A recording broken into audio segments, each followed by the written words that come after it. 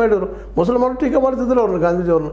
ಅವರಪ್ಪ ಅವ ಕಾಫಿರ್ ಅದಾನ ಮನುಷ್ಯ, ಅವ ಮುಸಲ್ಮಾನರು ನಂಬುದ್ರೆ ಸುಮ್ಮನೆ ನಾಟಕ ಮಾಡೋದು ಅವ್ರು ಟೀಕೆ ಮಾಡ್ತಿದ್ರು ಅವ್ರಲ್ಲೇನು.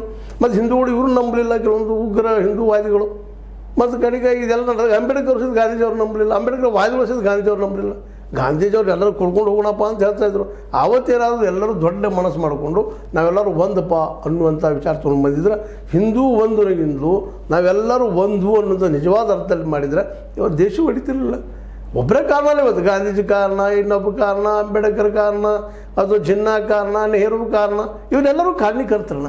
ಯಾಕಂದ್ರೆ ನೆಹರು ಆಂಬಿಷಿಯಸ್ ಇದ್ದರು, ನಾನು ಪ್ರಧಾನಿ ಆಗ್ಬೇಕು, ನನಗೆ ಒಬ್ಬರಿಗೆ ಉಳಿಬೇಕಂತ ಅವ್ರ ತಲೆಯಲ್ಲೂ ಇತ್ತು. ಜಿನ್ನಾಗೂ ಅದೇ ಇತ್ತು, ಜಿನ್ನಾವು ನಾನೇ ಯಾಕಪ್ಪ ಇವ್ರಿಗೆ ಆಗಿರಬೇಕು, ನಮ್ಮ ಸಮುದಾಯ ಇದ್ದರೆ ಸಪ್ರೇಟ್ ದೇಶ ಬೇಕು, ನಾವು ಬೇರೆ ಹೋಗೋಣ ಅಂತ ಅವ್ರ ತಲೆಯಲ್ಲಿತ್ತು.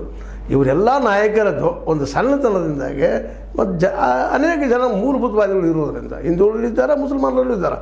ನಾ ಇಲ್ಲ ಅಂತ ಹೇಳಿದ್ರೆ ಇವನ್ ಕ್ರಿಶ್ಚಿಯನ್ರಲ್ಲೂ ಇದ್ದಾರೆ ಮೂಲಭೂತವಾದಿಗಳು. ನಮ್ಮದು ಶ್ರೇಷ್ಠ ಉಳಿದ್ರೆ ಕನಿಷ್ಠ ಅಂತೇಳಿ ಎಲ್ಲರೂ ಅವ್ರವ್ರ ತಾಯಿ ಶ್ರೇಷ್ಠಪ್ಪ, ನಾವೆಲ್ಲ ಕೂಡಿರಬೇಕು, ನಮ್ಮಲ್ಲಿ ಯಾರಲ್ಲೂ ಬರಲಿಲ್ಲ. ಅದು ಕೇವಲ ಬಂದಿದ್ದು ಗಾಂಧೀಜಿಯವರಲ್ಲಿ ಮಾತ್ರ. ಹೀಗಾಗಿ ಗಾಂಧೀಜಿಯವರೆಲ್ಲ ಹೊಡಿಬೇಡ್ರಪ್ಪ, ದೇಶ ಹೊಡಿಬೇಡ್ರಿ, ಬೇರೆ ಆಗ್ಬಿಡ್ರಿ ಹೇಳಿ ಹೇಳಿದ್ರು. ಆಗ ಒಂದೇ ಮಾತ್ರ ಇದೊಂದು ಕಾರಣ ಆಯಿತು. ಅದನ್ನು ಇಲ್ಲಪ್ಪ ರಾಷ್ಟ್ರಗೀತೆ ಮಾಡಿದ್ರು ಮಾತ್ರ ಜನಗಣಮನ ಜಾಗದಲ್ಲಿ ಇತ್ತು ಒಂದೇ ಮಾತ್ರ, ಅದು ಬೇಡಪ್ಪ ನಮ್ಮ ಕಟ್ಟರು ಗರು ಮಾಡ್ತೀವಿ ಅಂತೇಳಿ ಜನಗಣಮನ ಮಾಡಿದ್ರು ಶುರು ಮಾಡಿದರು. ಆ ಸಂದರ್ಭದಲ್ಲಿ ಅನಿವಾರ್ಯವಾಗಿ ನೆಹರು ಅವರಾತು ಮತ್ತು ಗಾಂಧೀಜಿಯವರಾತು, ಜೊತೆಗೆ ಪಟೇಲರಾತು, ಅದಕ್ಕಿಂತ ಮುಖ್ಯವಾಗಿ ಬಾಬುರಾಜ್ ಪ್ರಸಾದ್ರವರಾತು, ಅವರೆಲ್ಲ ಕುಡ್ಕೊಂಡು ಒಂದೇ ಮಾತರಂ ಇದು ರಾಷ್ಟ್ರಗೀತೆ ಸಮಾನನ, ಅದ್ರ ಜನಗಣಮನ ರಾಷ್ಟ್ರಗೀತೆ ಮಾಡೋರು ಹಿಂಗೆ ಮಾಡಿದರು. ಆದರೆ ಇವತ್ತು ಮತ್ತೆ ಇತಿಹಾಸ ತೆಗೆದ ಅವ್ರು ಮಾಡಿದ್ಗಾದ ಅವ್ರು ರಾಷ್ಟ್ರದ್ರೋಹಿ, ದೇಶದ್ರೋಹಿ, ನೆಹರು ಬಂಚಂದವ್ರು ದೇಶದ್ರೋಹಿಗಳು ಮತ್ತೇನು ಹೇಳುವಂಥದ್ದು ಇವತ್ತು ವಾದ ಮಾಡೋದ್ರಿಂದ ಆಗುವುದೇನು, ಕೇವಲ ಓಟಿಗೆ ಮಾಡಲಿಕ್ಕೆ ಹೋಗ್ಬೇಡ್ರಿ ಅನ್ನುವಂಥ ಮಾತನ್ನು ನಾವು ಇವತ್ತು BJP ವಿರುದ್ಧ ಹೇಳಬೇಕಾಗಿದೆ. ಓಟಿಗೆ ಬೇರೆ ಸಮಸ್ಯೆ ಸಾಕಷ್ಟು ಅದಾವ್ರಿ.